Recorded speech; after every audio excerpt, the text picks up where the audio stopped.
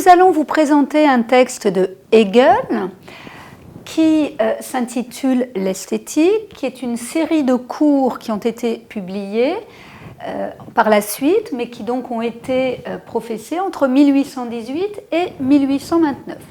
Je voudrais attirer votre attention sur la stratégie du choix de sujet, c'est-à-dire que, comme je l'ai dit dans une vidéo précédente, en aucun cas le texte ne doit constituer un refuge pour ceux qui n'auraient pas travaillé.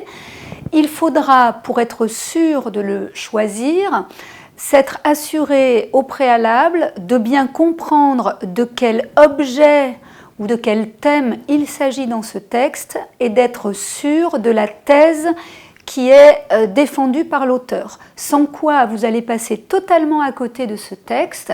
Et là, si vous faites une fausse route, vous n'aurez même pas 7.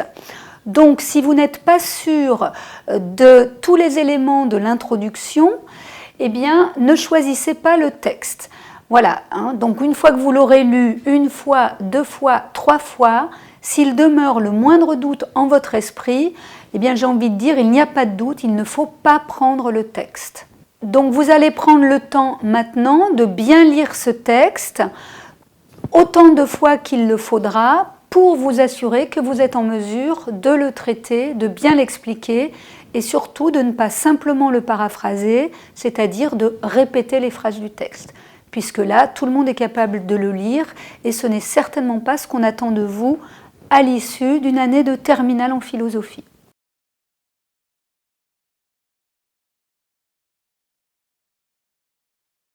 Ainsi que nous l'avons présenté sur la méthodologie générale, il convient tout d'abord de spécifier de quel objet il est ici question ou de quel thème. Alors, la difficulté de ce texte-là, c'est que l'objet principal n'apparaît jamais clairement, il n'est pas nommé. Et au contraire, il y a un piège qui consisterait à penser qu'il est question dans ce texte de l'objet technique, puisqu'à la fin il est question d'outils techniques, de navires ou de marteaux. Or, de quoi est-il véritablement question ici? Et il faut le spécifier immédiatement. Il est question d'art au sens de beaux-arts, c'est-à-dire de créations humaines destinées à la contemplation et suscitant en nous le sentiment de la beauté. Comment savoir qu'il est question de cela? Eh bien, il y a 2 indices ici. Tout d'abord, le titre de l'ouvrage dont est extrait ce texte, l'esthétique. On sait que l'esthétique est ce qui nous renvoie à la beauté. C'est un terme inventé par Baumgarten en 1750. Et que ce terme d'esthétique est relatif à la question des beaux-arts. La seconde façon de s'apercevoir qu'il est question de beaux-arts, c'est que l'imitation de la nature, dont il est question dans le texte, ne peut se rapporter qu'à cela. Il n'y a pas véritablement d'autre activité pour laquelle il serait question d'imitation de la nature. Donc, vous voyez qu'à la seule lecture de ce texte, si l'on n'est pas suffisamment attentif, on peut passer à côté de l'objet, ici, l'art, je le répète, au sens de beaux-arts.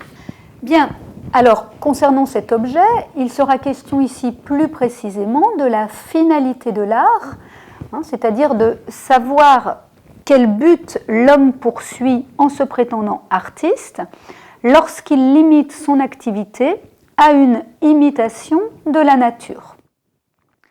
Et la question de Hegel est assez claire, il se demande finalement si l'homme qui imite la nature sera véritablement un artiste, ou si, pour être artiste, il faut faire autre chose qu'imiter la nature. Alors, sa thèse, eh bien, on le voit immédiatement, est une critique radicale de ce qu'on a appelé la mimésis dans l'Antiquité, au sens où on assignerait à l'art cette fonction d'imiter fidèlement ce qui existe déjà, dans le réel en général et plus précisément dans la nature. Pourquoi? Parce que pour Hegel, eh bien, la fin de l'art est en lui-même, en tant qu'il est un produit de l'esprit humain, c'est-à-dire de la pensée humaine. Ce terme d'esprit n'apparaît qu'en toute dernière ligne. Et c'est en cela que aussi ce texte est difficile, c'est que pour voir émerger la thèse, il faut le lire parfaitement jusqu'au bout. Donc je répète que la thèse de Hegel consiste à critiquer la finalité de l'art qui prétendrait n'être qu'une imitation de la nature, pour au contraire considérer qu'il n'y a art que lorsque l'esprit humain crée, produit de façon libre, de façon originale. Bien, comment structurer ce texte ? Eh bien, on peut le découper en 3 moments. Un premier moment qui va du début du texte jusqu'à dispensateur de bonheur et démiurge, où ici Hegel nous montre en quoi consiste la croyance de l'homme qui imite la nature. On aura donc ici le point de vue de l'artiste ou du prétendu artiste et la critique de Hegel. Dans le deuxième moment, qui se situe depuis « mais cette joie » jusqu'à « on n'a que la peine d'utiliser », Hegel va appuyer sa critique sur le sentiment même de l'artiste, en tant que ce sentiment qui démarre sur du plaisir va se détériorer peu à peu.